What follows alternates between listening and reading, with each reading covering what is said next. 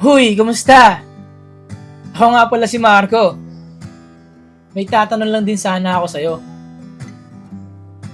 May mga pangarap ka ba na nawala dahil natatakot ka sa sasabihin sa ng ibang tao? Kung ganon, makinig ka muna. May mga taong tingin sa iyo ay malakas. May mga taong tingin sa iyo ay mahina. May mga taong tingin sa iyo ay mabuti. May mga taong tingin sa iyo ay masama. May mga taong hindi komportable na kasama ka. At may mga taong nabubuhay ng loob kapag kasama ka. Nakuha mo ba yung punto ko? Hindi lahat ng tao sa paligid mo ay gusto ka at gusto ang mga ginagawa mo. Normal yan.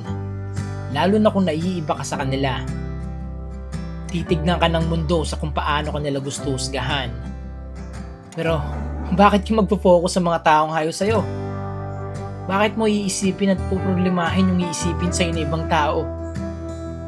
Kahit anong gawin mo, kahit gaano kaganda at kabuti ang intensyon mo, may masasabi pa rin sila sa'yo.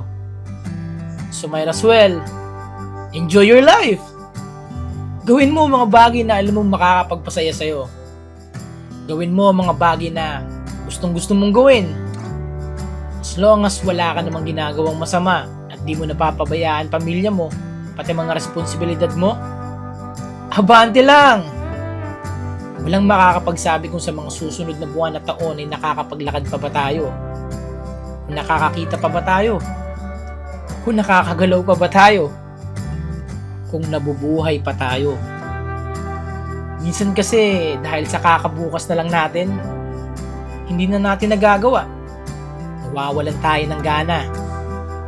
Kaya hanggat maaari, gawin mo na. Hanggat kaya mo pa, gawin mo na. Hanggat may oras ka pa, gawin mo na. Self-improvement mo pinag-uusapan natin dito. Kaya kung kaya mong ibigay lahat, itodo mo na. Simulan mo na.